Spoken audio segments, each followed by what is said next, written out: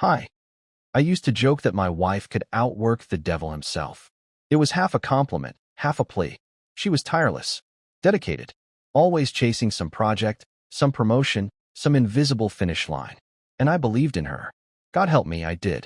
For years, I was the man standing in her corner with the water bottle and the towel, cheering her on as she climbed. It was a Tuesday night the last time I really believed her. She'd left that morning wearing her favorite charcoal blazer and heels I knew would punish her by noon. Office party tonight, she'd said, sipping coffee and adjusting her earrings in the hallway mirror. Late one. Don't wait up. I kissed her cheek. She didn't turn into it. I didn't think much of that. We'd been off. Not fighting. Just quiet. Two ghosts passing in a shared home. I blamed it on stress, deadlines, the fact that we hadn't taken a vacation in over a year. That morning, she'd smiled, thin, efficient, said, "Love you," like it was a checkbox. I said it back with more weight than she probably noticed. Then she was gone. I tried to work late myself, but my mind kept drifting. So I left the office early, picked up takeout, and came home to a dark living room. I set the food on the counter and turned on the TV for background noise.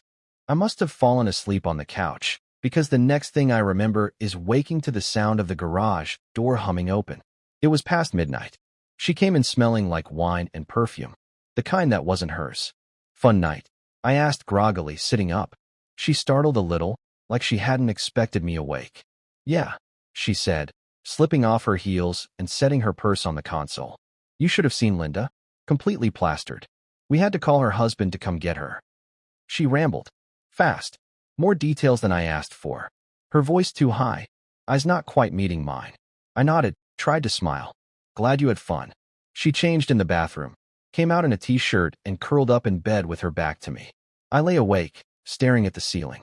Something in me itched. The next morning, I didn't bring it up. I didn't want to seem paranoid. But a few days later, curiosity, or maybe instinct, got the better of me. She'd left her work laptop on the dining table. Not unusual. She was always bouncing between devices. I told myself I'd just check her calendar, just to see if the party had really been that night. That's all. But when I opened the laptop, her messaging app was still logged in. Notifications from a group chat blinked at the bottom corner. I shouldn't have clicked, but I did. The most recent message was a photo. Blurry, like someone had taken it quickly and from across the room. But it was clear enough. My wife. On a couch. Glass of wine in hand. Laughing. Leaning into a man I didn't recognize. Not the office. Not even close. It looked like someone's living room. A casual setting, soft lamplight, pizza boxes on the table. Relaxed in a way she hadn't been with me in months. Underneath, a caption, office party. There were more photos. One of her feeding him a bite of food. Another where his hand rested too comfortably on her thigh. Her smile in those pictures, it wasn't fake. It wasn't polite. It was real. Warm. Open. The kind of smile I hadn't seen in God, how long? My stomach sank. I didn't confront her right away. I closed the laptop, walked outside, and just stood in the cold air for what felt like an hour. Trying to breathe. Trying to slow the sudden pounding in my chest. I told myself it could have been innocent. That maybe the whole office was there and those photos didn't show the whole context. But I already knew. You can't lie to yourself when your body is screaming the truth. The next week, I became a shadow. Watching. Listening. Noticing. She was texting more often, always with a smirk she tried to hide. She started going to bed with her phone instead of the book she used to read. She took more time getting ready. Wore perfume again. And she laughed, just not with me. I tried to bring it up gently once. We were in the kitchen. She was pouring wine. I was chopping vegetables. I said, "You've seemed happier lately." "That's good." She paused just a beat too long, then smiled. "Yeah, things are good." "Anyone new at work?" Another pause. Just a flicker. "No, not really. Same people." Lie number 2.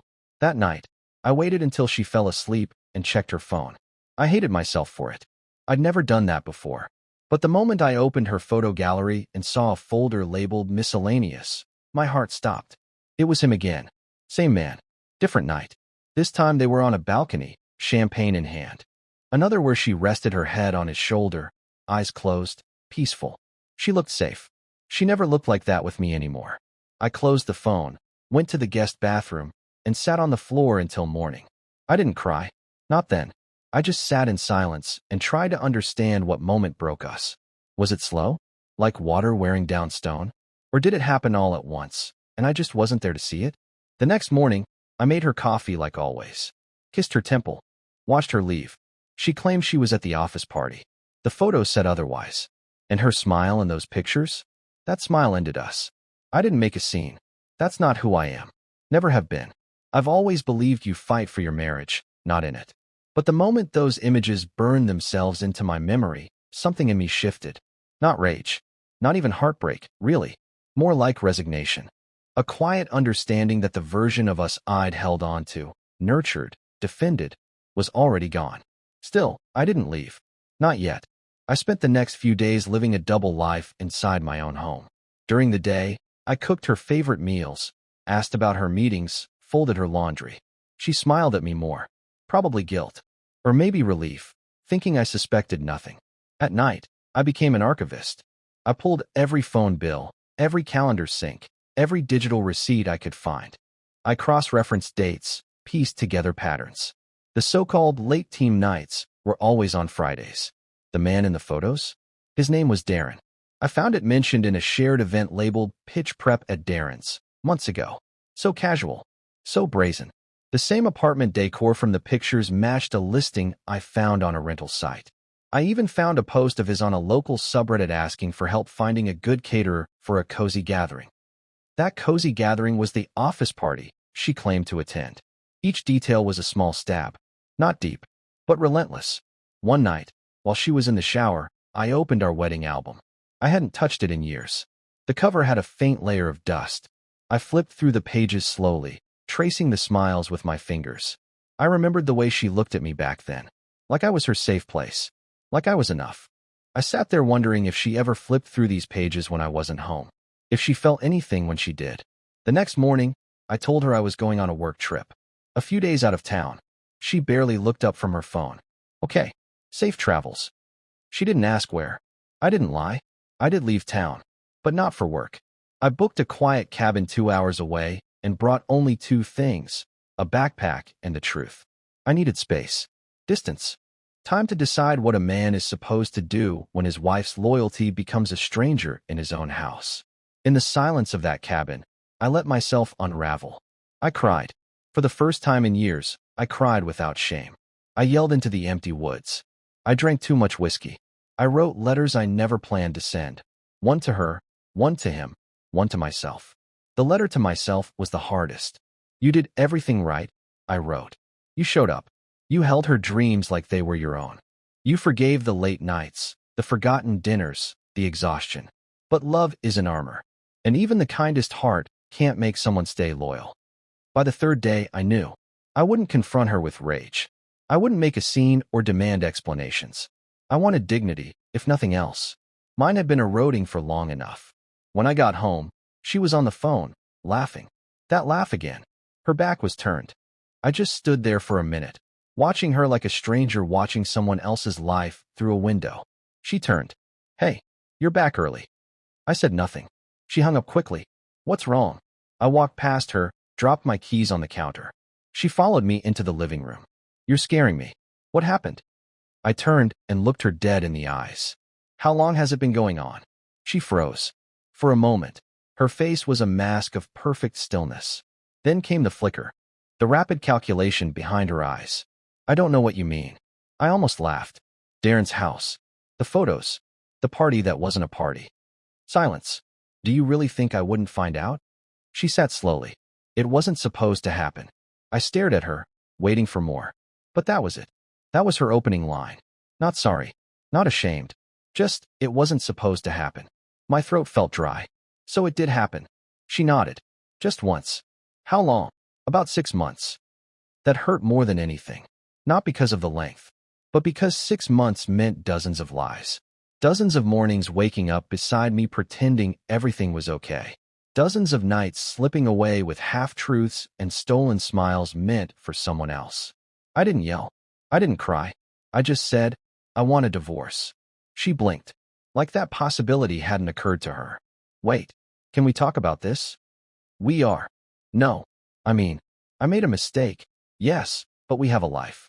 We've built something. Doesn't that count for anything? I shook my head slowly. It used to. She started to cry. The kind of crying that's more panic than sorrow. I don't want to lose you. I almost said, you already did. But the words felt cruel. And I wasn't trying to hurt her. Not even now. So I just stood up. I'll stay with my brother until I find a place. She tried to grab my hand. I stepped back. Her touch felt foreign now. Like being touched by a memory you no longer recognize. I packed that night. Quietly. One bag. I left my wedding ring on the nightstand. She didn't follow me out. Didn't beg. She just sat on the couch, face in her hands. And that was how it ended. Not with a fight. Not with a scream. Just with silence. And a smile and a photo that wasn't meant for me. I moved in with my brother that night. Spare room. Barely big enough for a duffel and a folded pile of clothes. But it was quiet. No trace of her perfume in the sheets. No sound of her heels down the hall. Just me. And for the first time in a long time, that felt like enough. The first morning I woke up there, I sat at the edge of the bed for 15 minutes, just staring at the wall. Not crying. Not angry. Just empty. Like someone had scooped out the parts of me that used to believe in forever.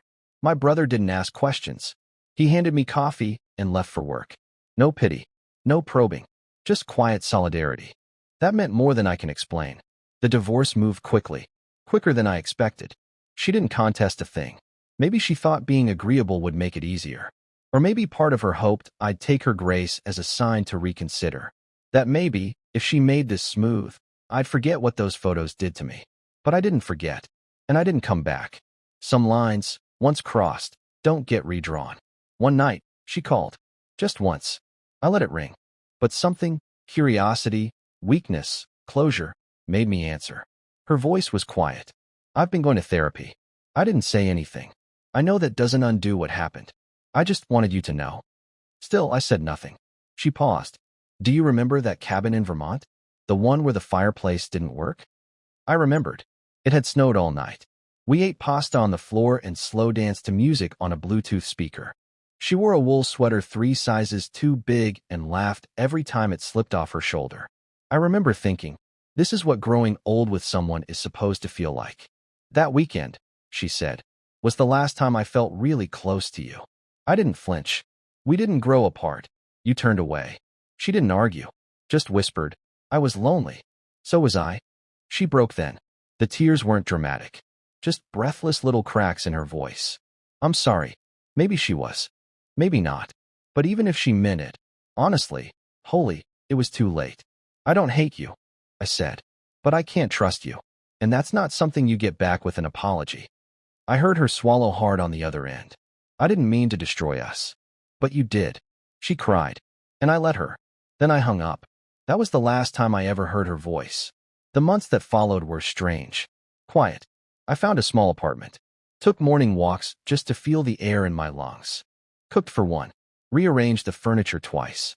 Caught myself smiling in the mirror one afternoon and realized I hadn't done that in months. Healing didn't come like a wave. It came like snowfall.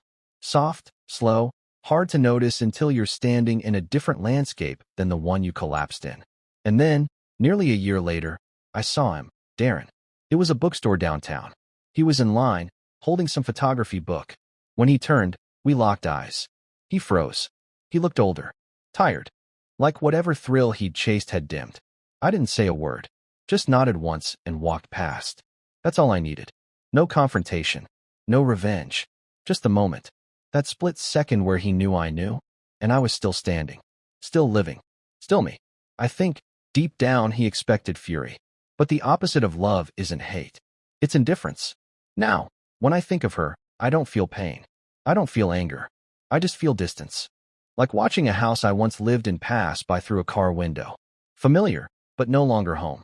She claimed she was at the office party. But the photos said otherwise. And that smile didn't just betray me. It buried the life we built. Bye-bye.